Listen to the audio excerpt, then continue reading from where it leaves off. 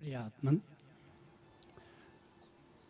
ओशो के जन्मदिन की आज 85वीं वर्षगांठ हम मना रहे हैं।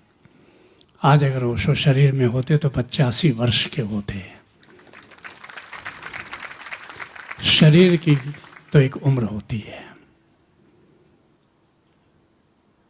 ओशो का शरीर हमारे साथ नहीं है, लेकिन उनका जन्मदिन तो हम हजारों हजारों साल तक मनाते रहेंगे। जब भी हम ओशो का जन्मदिन मनाते हैं या संबोधि दिवस मनाते हैं, तो उस उत्सव के बहाने से हम ओशो की दृष्टि को थोड़ा और समझने की कोशिश करते हैं। उनके व्यक्तित्व को, उनके कृतित्व को, उनके अनुदान को थोड़ा और हम उजागर करने की कोशिश करते हैं। तो आओ जरा ओशो की दृष्टि को थोड़ा और परिमार्जित करते हैं, थोड़ा और शोधन करते हैं, थोड़ा और मंथन करते हैं, थोड़ा और मनन करते हैं और ओशो को थोड़ा सार सूत्र में समझने की कोशिश करते हैं। ओशो ने नव संन्यास का जन्म दिया। ओशो का ये महानतम कंट्रीब्यूशन है मानवता के लिए। नव संन्यास उन्होंने क्यों कहा? संन्यास तो पहले भी था। तो संन्यास तक का जो विकास हुआ, पहले उसको संक्षिप्त में समझ लो, फिर ओशो के नव संन्यास को समझना बड़ा आसान होगा। भारत अध्यात्म की जन्मभूमि है। ऋषियों ने यहाँ 4 वर्णाश्रम दिए।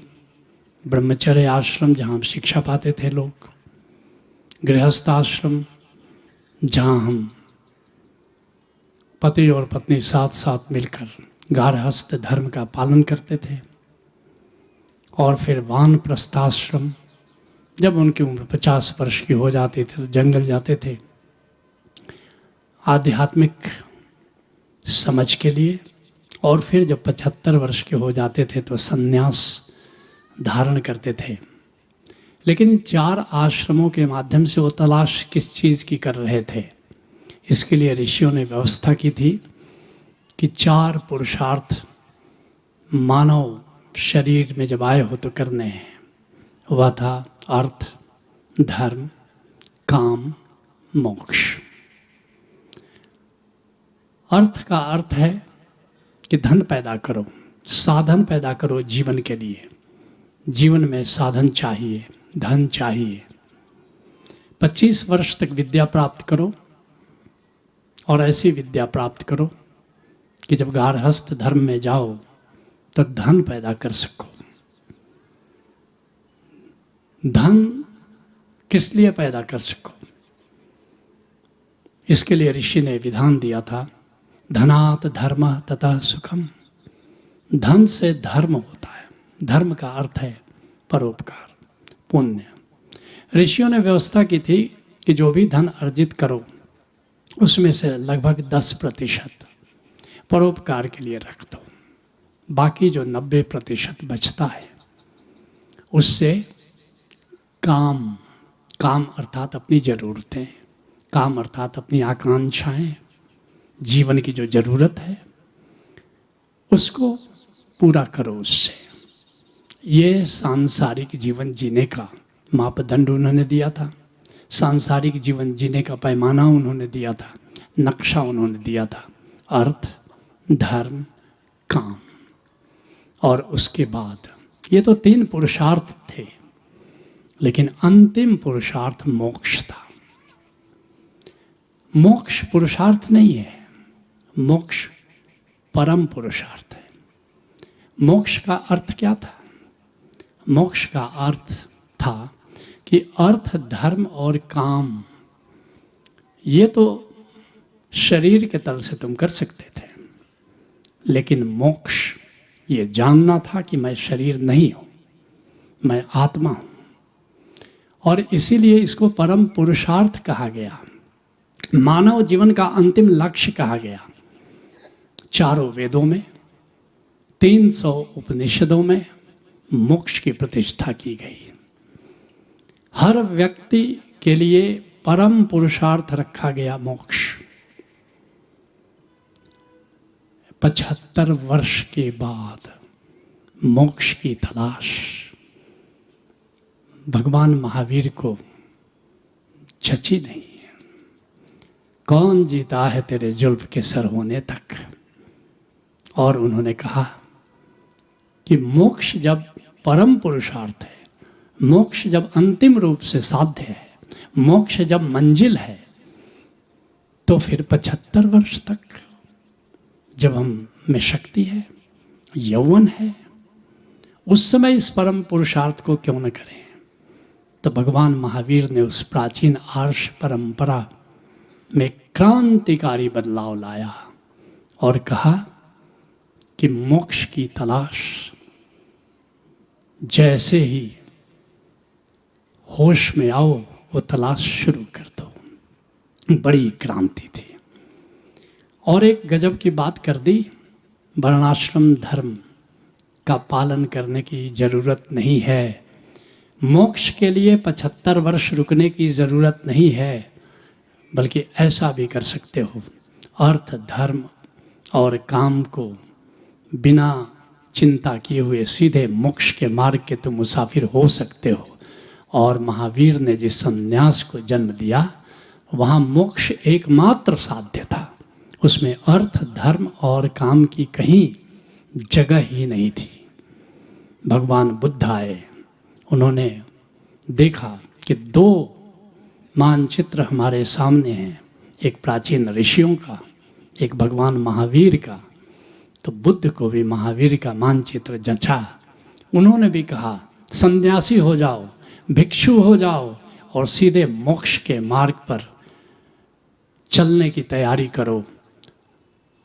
और मोक्ष, बार बार मैं तुमसे कहना चाहता हूँ कि मोक्ष क्या है। मैं शरीर नहीं हूँ, मैं आत्मा हूँ, यह ज्ञान ही मोक्ष है और यही सबके लिए साध्य है, ऐसा भगवान महावीर ने कहा। भगवान महावीर के पहले सारे ऋषियों ने कहा। और यही बात भगवान बुद्ध ने भी कही कि अगर तुम मानव जीवन में आए हो, अगर तुमने नहीं जाना कि मैं आत्मा हूँ, मैं शून्य हूँ, मैं निराकार हूँ, तो तुमने मानव जीवन का जो परम पुरुषार्थ था, परम लक्ष्य था, उससे तुम चूक गए। शंकराचार्य आए, उन्होंने भी देखा कि प्राचीन ऋषियों का जो मानचित्र था, वह मानचित्र, पहली बात, क्या सभी इतने दिन जीवन धारण करेंगे? क्या सभी शतायु होंगे? उन्होंने कहा नहीं, ये बात बिल्कुल ठीक है। और शंकराचार्य ने भी यही कहा कि अर्थ धर्म और काम की चिंता मत करो, सीधे सन्यासी बनो, सीधे स्वामी बनो। अंगम गलितम पलितम मुंडम दशन विहीनम जातम तुंडम वृद्धो याति गृहीत्वा दंडम तदपि न मुंचते आशा पिंडम भज गोविंदम भज गोविंदम भज गोविंदम मूढ़मते। अभी से गोविंद का भजन शुरू करो, अभी से मोक्ष मार्ग के मुसाफिर बनो। और भारतवर्ष में मोक्ष की कामना, मोक्ष का उद्देश्य, मोक्ष का लक्ष्य लेकर लाखों लाखों लोग सन्यासी हुए। कबीर तक आते आते बात जरा बदल गई।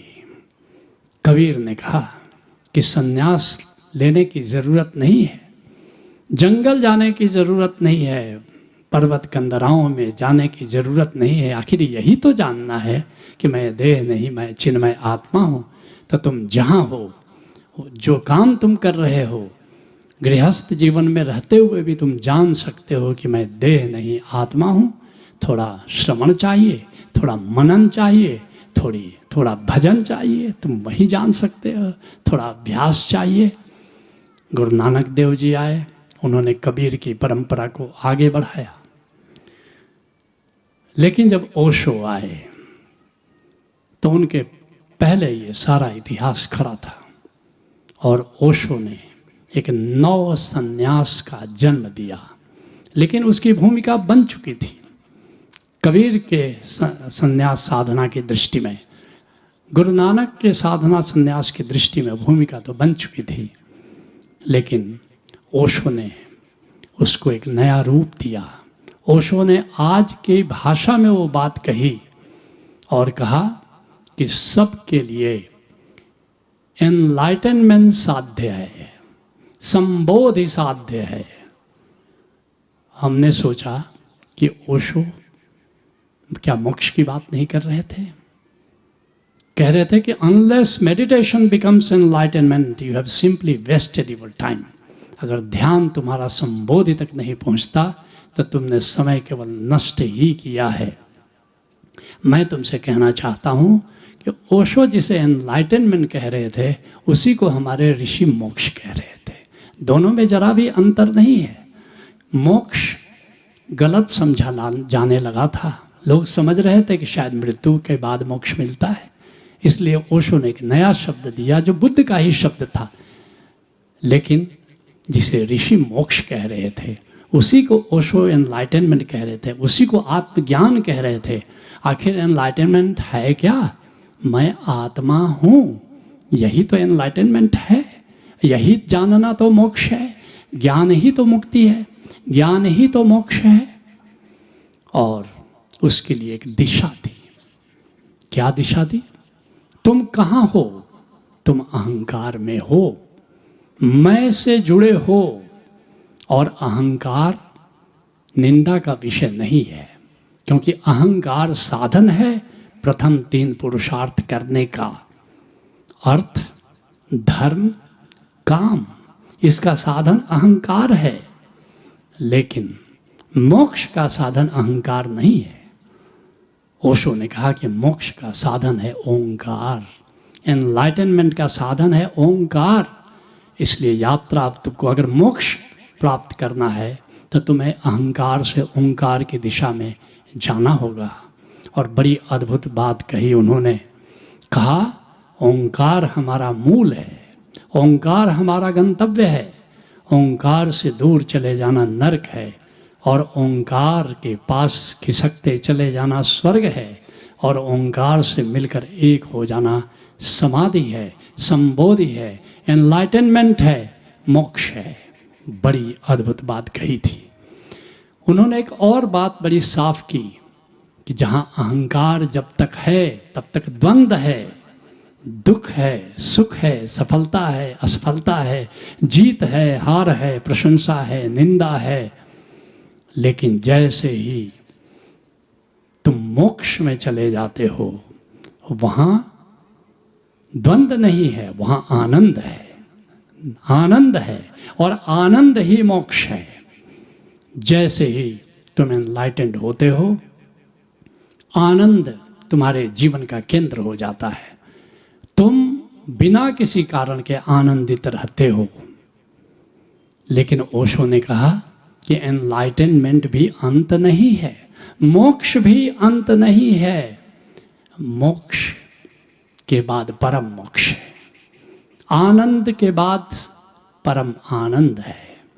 एनलाइटनमेंट के बाद की यात्रा का नाम उन्होंने रखा बियॉन्ड एनलाइटनमेंट, संबोधि के भी पार। वह संबोधि के पार क्या था? वह मोक्ष के पार क्या था? उसको उन्होंने कहा बियॉन्ड एनलाइटनमेंट, जिसको हमारे ऋषियों ने कहा था परम मोक्ष। ये परम मोक्ष क्या था? ये परम मोक्ष ब्रह्म से प्रेम था। इसलिए शंकराचार्य ने परिभाषित किया, गजब परिभाषित किया। लोगों ने पूछा मोक्ष क्या है? कहा कि पहले जो तो संसार में हो तो मोक्ष की ओर चलने के लिए तुम्हें क्या करना होगा? बहिर्पूजा धमाधमा। मंदिर में जाओ, मस्जिद में जाओ, चर्च में जाओ, गुरुद्वारे में जाओ, जहाँ तुम हो, जिस संस्कृति में हो तुम वहाँ जाओ। लेकिन याद रखना ये शुरुआत है, ये नर्सरी की बात है, ये प्राइमरी स्कूल की बात है। बहिर्पूजा धमाधमा सबसे नीचे की बात है, ये पहला कदम है। उसके बाद क्या कहा? और आगे थोड़ा कदम बढ़ाओ, स्तुति जप अधमो भावो। अब श्रद्धा का चरण, स्तुति करो, प्रार्थना करो, भजन करो, गुरु से जुड़ो। ये दूसरा चरण था। फिर कहा यहाँ भी रुकना मत। अब तीसरा चरण, तीसरा चरण का ध्यान भावश्चु मध्यमा। अब ध्यान करो। उसी के लिए ओशो कह रहे हैं कि जब ध्यान करोगे तो क्या होगा? एक दिन जाओगे, जानोगे कि मैं आत्मा हूँ। ध्यान का यही उद्देश्य है कि मैं शरीर नहीं हूँ, मैं आत्मा हूँ।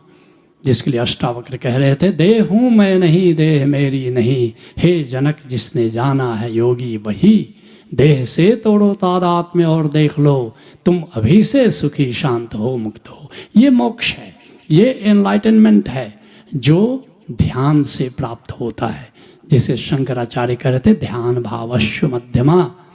लेकिन मोक्ष के पार परम मोक्ष तुम्हारा इंतजार कर रहा है, जहाँ शंकराचार्य कह रहे हैं उत्तमो ब्रह्म सद्भाव। अब आत्मा जानना अपने आप को काफ़ी नहीं है, ब्रह्म को जानो और ब्रह्म से प्रेम करो, ब्रह्म के प्रेम में लीन हो जाओ, ब्रह्मानंद को प्राप्त करो। जब जानोगे कि मैं आत्मा हूँ तो आनंद से हंसने लगोगे, आनंद से मुस्कुराने लगोगे, और जिस दिन ब्रह्म से प्रेम तुम्हें हो जाएगा उस दिन आनंद से रोने लगोगे। उस दिन जानना कि परम मोक्ष घटित हुआ। ये रोना हंसने से ऊपर है, ये परम मोक्ष मोक्ष से ऊपर है। जिस दिन ब्रह्म के प्रेम में, जिस दिन ब्रह्म की विरह में रोना नहीं आ जाता है, समझ लेना कि अभी ब्रह्मानंद आया नहीं है, अभी परम मोक्ष घटा नहीं है।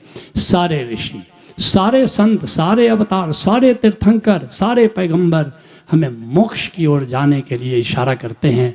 मैं तुमसे कहना चाहूँगा कि मोक्ष सबसे बड़ा एडवेंचर है, मोक्ष सबसे बड़ी चुनौती है, मोक्ष सबसे बड़ा पुरुषार्थ है। इसलिए इस पुरुषार्थ में, इस परम पुरुषार्थ की यात्रा पर चलने के लिए बड़े से बड़े साहस की ज़रूरत है। माउंट एवरेस्ट पर जाने के लिए भी उतना साहस नहीं है जितना परम मोक्ष पर जाने के लिए साहस की ज़रूरत है। मैं समझता हूँ आज पूरी धरती में मोक्ष और परम मोक्ष की ओर जाने का साहस जिन थोड़े से लोगों ने किया है, उनके संघ का नाम ओशोधारा है। तुमने साहस किया है, तुम्हारे साहस को मैं नमन करता हूँ। तुमने साहस किया है ओशो को इस मोक्ष और परम मोक्ष के मार्ग पर चलने का, तुम्हारे इस पुरुषार्थ को मैं नमन करता हूँ और मैं आशीष देता हूँ कि तब तक तुम चैन से नहीं बैठना जब तक तुम इस मोक्ष और परम मोक्ष को प्राप्त न कर लो। और मोक्ष तो कह सकते हो कि एक पड़ाव है, तुमने जान लिया कि मैं आत्मा हूँ, लेकिन परम मोक्ष कोई मंजिल नहीं है। इसलिए हमने अंतिम कार्यक्रम का नाम रखा है क्षरयवेति क्षरयवेति क्षरयवेति क्षरयवेति, क्योंकि प्रेम अपने आप में कोई मंजिल नहीं है, प्रेम तो अनंत यात्रा का नाम है। ओशो की दृष्टि को अगर ठीक से समझना चाहो तो यही उनकी दृष्टि है कि हमारे लिए, हम सब के लिए जो साध्य है वो मोक्ष है। इसको खुद समझना और तुम सब दूत बन जाना ओशो के, सारे विश्व में ओशो की इस दृष्टि को फैलाना कि सब मोक्ष के मार्ग के मुसाफिर बने, सब परम मोक्ष के मार्ग के मुसाफिर बने। ओशो का जन्मदिन मनाने का यही सबसे बड़ा अच्छा तरीका होगा। और मैं तुम सबको आशीष देता हूँ कि तुम इस मोक्ष के मार्ग के मुसाफिर बनो। हरि ओम तत्सत। मित्रों नमस्कार। ओशोधारा के 6 दिवसीय कार्यक्रम ध्यान समाधि में आइए और परमात्मा के ओमकार स्वरूप को स्वयं के भीतर पहचानिए। प्रभु को जानने का सरलतम उपाय है ध्यान समाधि। विस्तृत जानकारी हेतु संपर्क करें 967-140-0196 अथवा 967-140-0193।